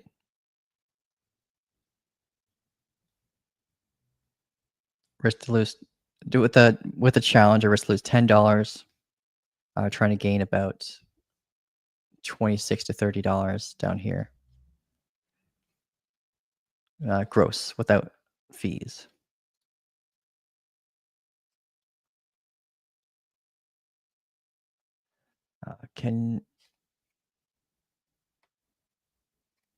If Bitcoin's falling, will this cause all these alts to rise or not? Oh, no. If Bitcoin's falling, most alts will fall with it unless they have relative strength. Like right here is a brief period of relative strength on Solana as Bitcoin's staying still. But when Bitcoin breaks this, a lot of alts are going to fall with it. Everything's got that bearish posture, right? Almost every asset looks like this. Solana is actually leading the race to the drop for most assets. So Solana has already tested down here. This is a comparison against HBAR. So HBAR is like roughly around here. So it tells us that Solana has some relative weakness right now compared to other stuff. So luckily we chose this one for our trade. And then you can do that. You can go through like 5 different assets that you really like to trade and only pick one to trade based on their relative weakness, based on their positioning, based on their barriers, right? You want to make it as easy as possible for you to make money in this space. So picking the asset that has the least amount of barriers, least amount of concerns along the way, it's a good way to choose your trades, right? or maybe you want to pick 10 assets. But no matter what, you should be looking at Bitcoin in comparison to all the assets that you're trading. Because if Bitcoin looks bearish, you shouldn't be trying to long your alts. If Bitcoin looks bullish, you shouldn't be trying to short your alts.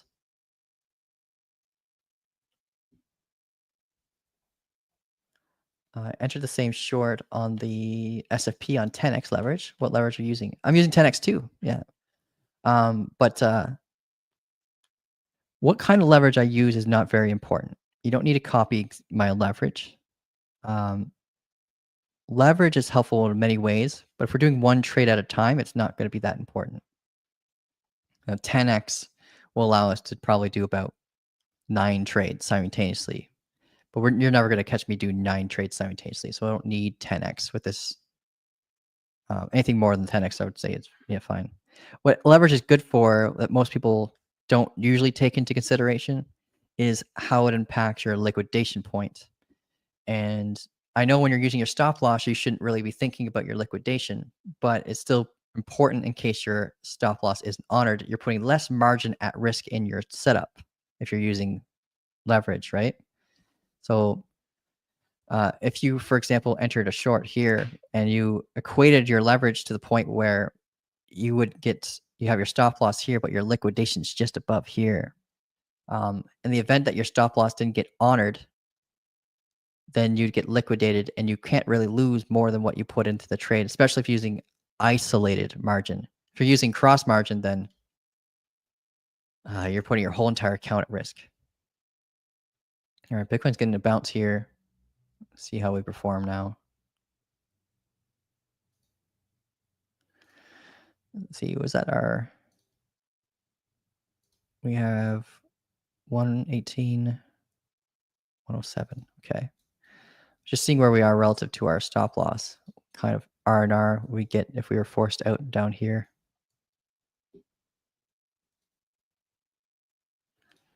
So Bitcoin's coming back up to its VWAP. You took $50 profit? Oh, congrats, man. Yeah, got out right at the barrier concern, eh? What break a structure, change character indicator to use? There's 2 that I recommend. There's 11x's indicators. They don't have a website yet. They're still kind of new. It's about a $600 indicator, unfortunately. But you're getting a bundle of stuff. You're not just getting that one indicator. So you can reach out to me in the Discord if you want me to try to get you access to it, and I'll bring you to the person that's selling it. But when they have their website out, you will definitely see their website in my description in the future. Another one I recommend is Flux Charts. They give you like a bunch of indicators in their bundle, just like 11x does.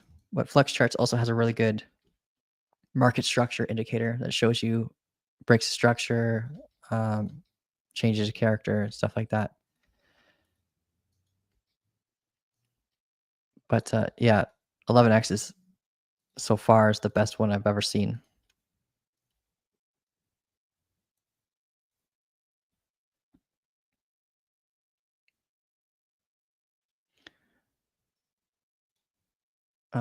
Shouldn't the fee be just fixed percentage number?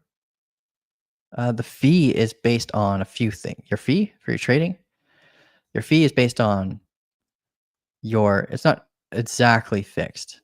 It's your volume. So your fee is relative to your volume. So if your average fees right now, let's say your taker average right now is 0.06, it's based on how much volume you put in, not based on your margin. So it's not exactly fixed because your volume's always going to be slightly different. And you also have to worry about funding rate fees, which is always unique. Funding rate fees are usually positive, and we're in a short right now. So our probability of getting paid is higher than getting charged.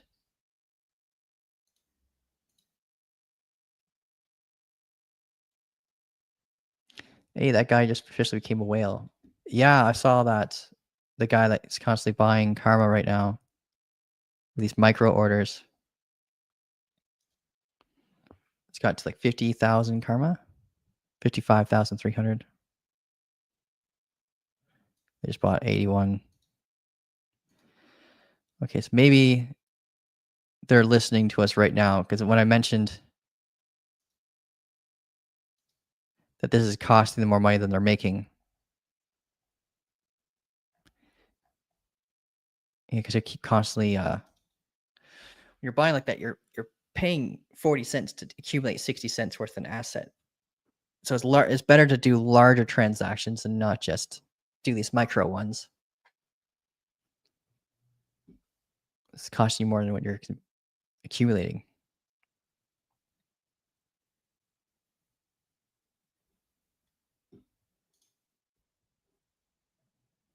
Is now a good time to buy karma? It didn't just pump like 40%. Let's see, karma. We're in a supply concern right now.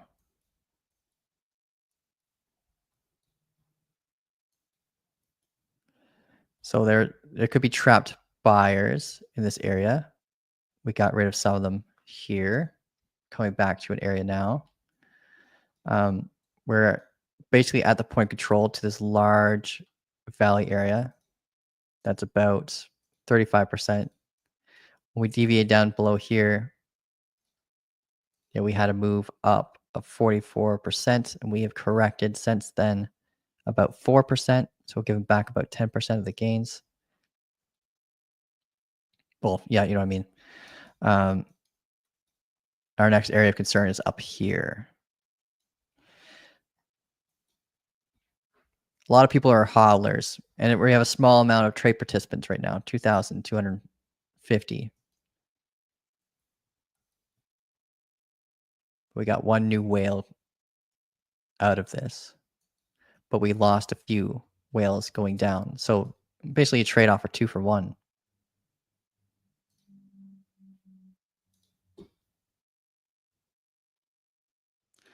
Glad I took that profit. You're out. It took move stop loss to break even. How is that Solana set up?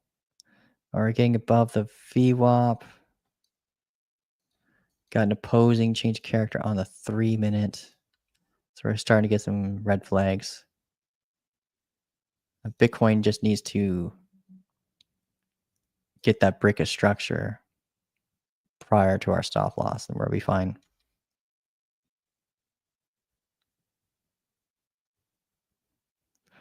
The most diamond fist holders, yeah.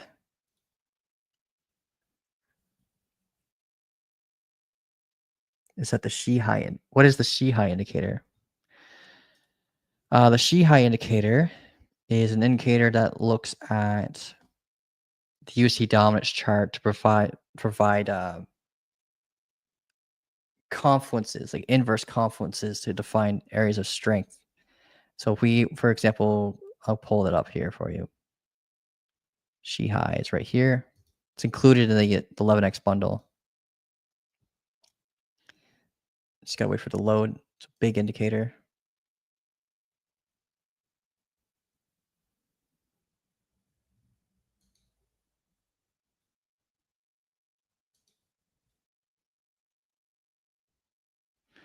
Here we are. So this is Shihai. It provides you your daily open, provides you your EMAs as a horizontal level, which is kind of helpful for visualization. Your weekly open, your Monday low, your Monday high, provides you tons of data. And these diamonds you're seeing here is based on, if you see bearish movements on the USD dominance chart, it's looking at the USD dominance chart to provide these. So it's looking at dominance charts for you. Someone mentioned that they used Bitcoin dominance chart. What's cool about this indicator is you can sync it to that chart if you want to, right? So we can go over down here, scroll down.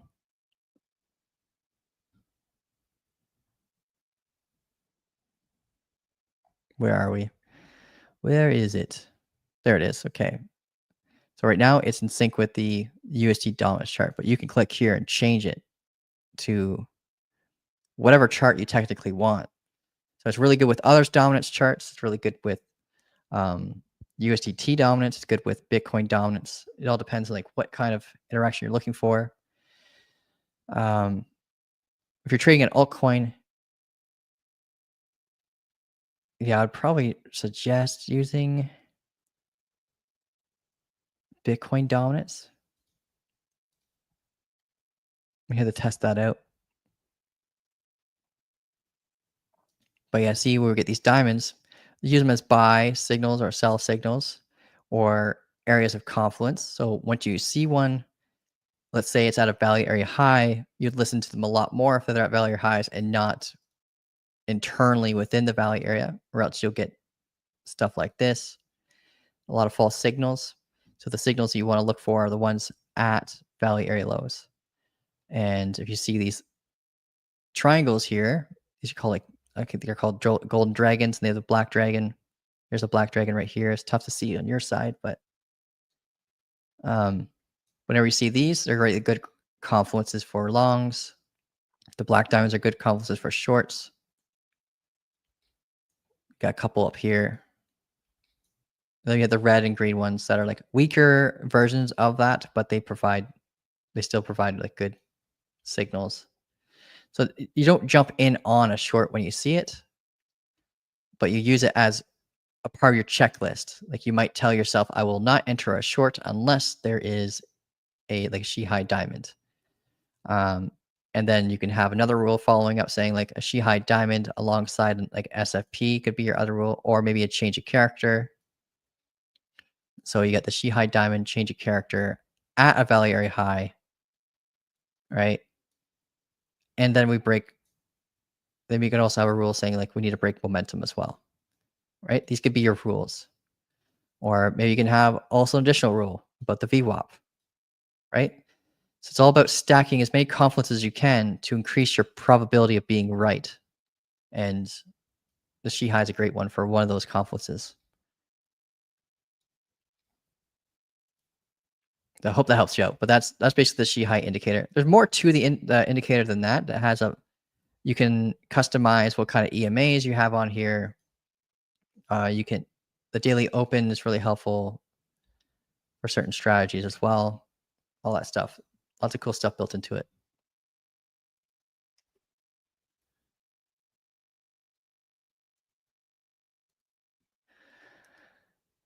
Okay. Do got to head out soon, guys. Are you still in the trade? I'm still in the trade. Yeah. It's probably gone quite a bit against me. Still in it. Congrats to anyone who took profits. But ever since we got the close above the VWAP, change of character, it does look like it's going to come against me. Knock us out. Or knock me out.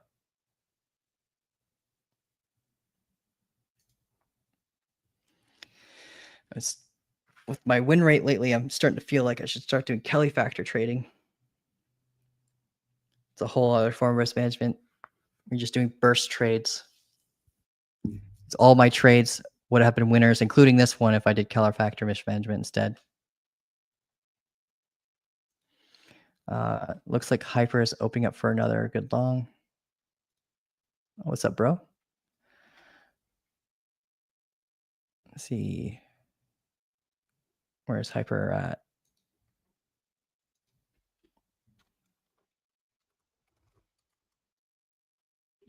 Hype.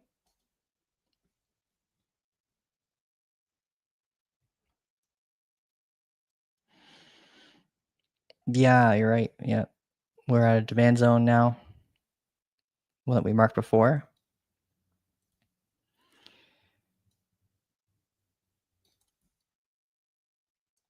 Deviation of the value area. We have this downtrending momentum. So we get that pullback, change of character, prepare for a good long into the value area, hopefully get acceptance into it, bring yourself up, get that falling wedge posture.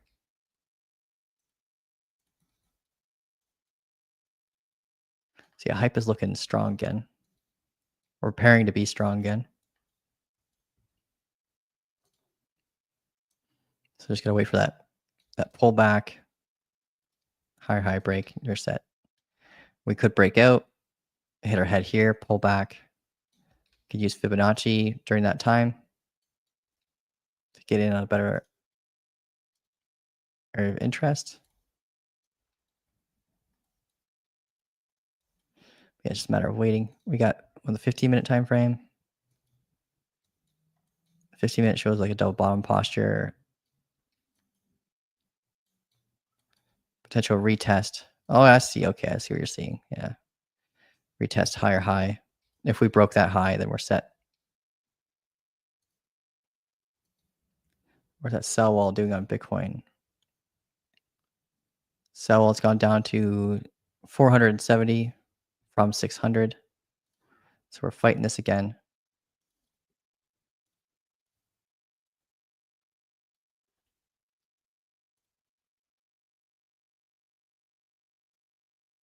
Yeah, about 500 Bitcoin there.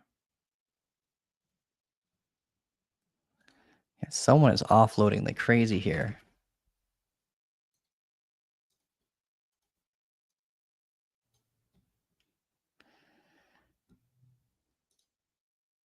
Don't trade Solana anymore. Yeah. Solana's great for SFPs, man. Like that, if we took the SFP setup, you would have made. We'll go back to it. We'll see. Because yeah, the SFP occurred here. Let's go back to the 15 actually.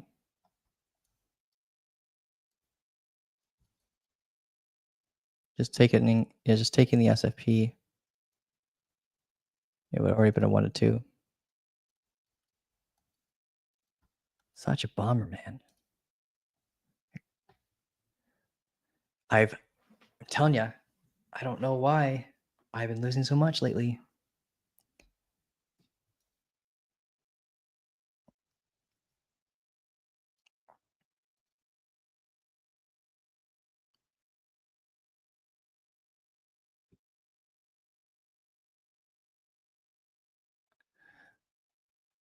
Okay. See, they got the. I can do HTA for ASI's FET. Okay, I can do one more thing of TA, and then I got ahead of guys. ASI's FET. So we want to look at FET token.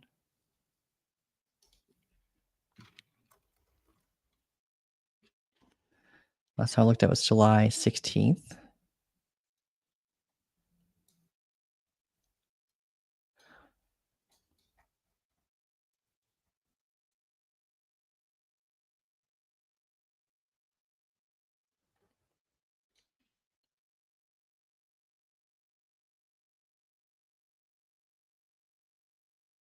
Got some key levels drawn here. So we're getting squeezed between the 200 and the 50 EMA on the daily. Yep, daily. Perfect. Okay. So it's looking a lot like everything else. In that perspective, the other dominance chart, everything is squeezed between here. So it's following suit with the majority of assets right now. Doesn't have relative strength or relative weakness. Macro, we did lose this momentum, fell back down, lost this momentum, start coming back up. And then we got this level here.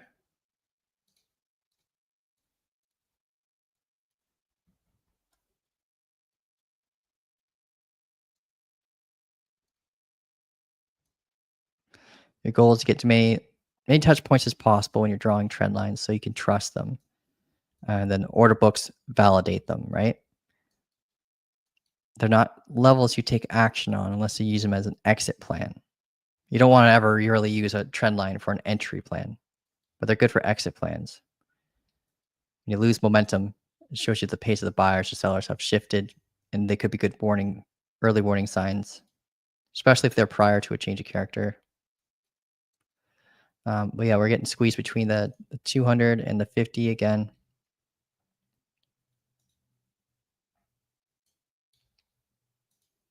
Fed has got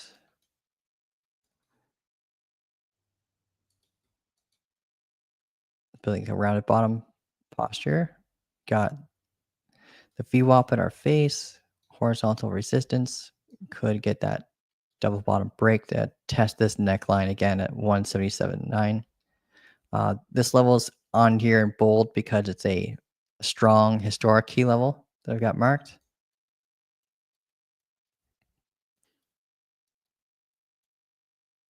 Yeah, the 50-day EMA is what's holding up mostly right now.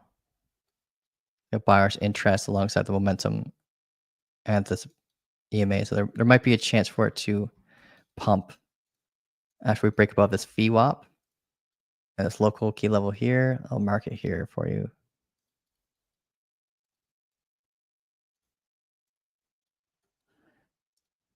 Get our pathing tool. Got a little bit of supply concern here. We can hit our head, pull back, come up, then here. What happens after this? It's kind of unknown. We could end up hitting our head off this again and coming back down, or we can get the strong continuation. We got this little supply concern that we pretty much fully mitigated the last time we came up here, but it's still worth mentioning just in case.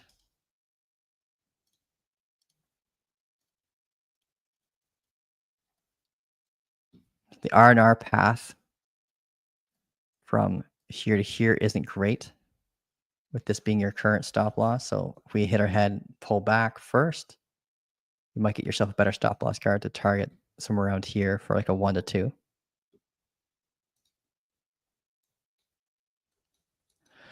But that's FET. Bitcoin still fighting that sell wall. How's that wall doing? It is 737. So it's gotten stronger again. Someone is definitely not wanting the price to go past this area.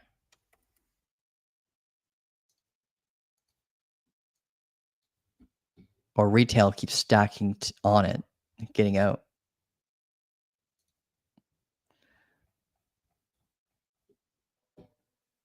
ETH pumping. Oh, Ethereum broke. Yeah, Ethereum broke its downtrend momentum. So this will be a sign of Bitcoin dominance going down. So we can look at Bitcoin dominance right now. Let's pull it up over here. There we go. Yeah, Bitcoin dominance struggling, coming down. Ethereum has got relative strength. Bitcoin's fighting against that horizontal resistance. So this is we see Ethereum pump and Bitcoin do nothing. Bitcoin dominance will drop. Where we could expect relative strength again from Bitcoin would potentially be around here again. So we could see it drop until we get to this point. And then basically what would happen is like Ethereum could slow down as Bitcoin gets more attention, starts to pump from there. Just gonna mark this as like a little area. All like the dominance is really helpful for understanding like what to expect in terms of behavior.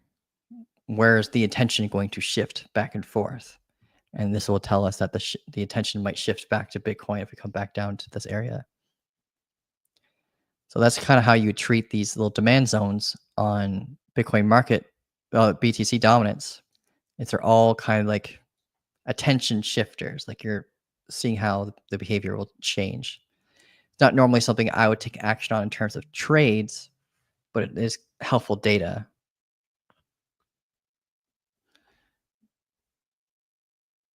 Macro trades for sure, but not like short-term stuff. For me personally, if you guys know a strategy that aligns with that, then that'd be cool. It'd be interesting to learn.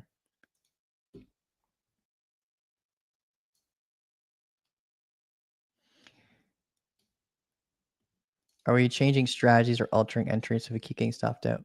I actually am planning on building a whole new strategy for sure. Yeah. Maybe it's my strategy. Maybe it's the market shift conditions have messed up a strategy that I've been using the same strategy for 3 years, and I, uh, I haven't had a loss streak of more than, like, 5 trades in, like, 3 years, and now I'm getting, like, my butt handed to me. I grew an account from, like, $26 to 40 Bitcoin. Like, growing an account from 1,000 to 1,000,000 should be a heck of a lot easier, right? Alright, we might have broke through that sell wall. Um, yeah, we got no more sell wall. Bitcoin has finally breached this area, and we were just talking about how Bitcoin's approaching an area of interest in the dominance chart. Right, so this could be an area where you might see this bounce now that we're starting to see Bitcoin break that sell wall.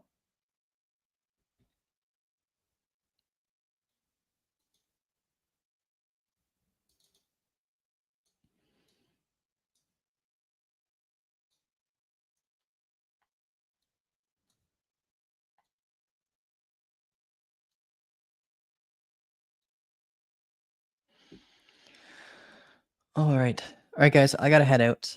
Um, Market makers are watching this channel. Yeah, maybe there's one in the community now. It could be it. Yeah, told you how they're listening. Yeah. Alright. Yeah, I will develop another strategy. It doesn't take me long to make them. We got a new back testing tool now from FluxChart, so I'm gonna build a separate strategy, let you know how the win rate results are in the back testing environment. Maybe we'll get a visual overlay for our chart, make it super easy to follow. Yeah. But yeah, for Bitcoin, now that we broke that sell wall, we can prepare for potential bearish activity up here. So we'll see that point of like that trending point of interest in conflicts with the supply concern over here, and see how we behave. If we get that opposing change of character and acceptance to the value area and lose the current momentum, then we could fall back down to the value area low. If we find that we use this downtrending point of interest as a form of support, we could see Bitcoin come back up to this supply concern up here around 121.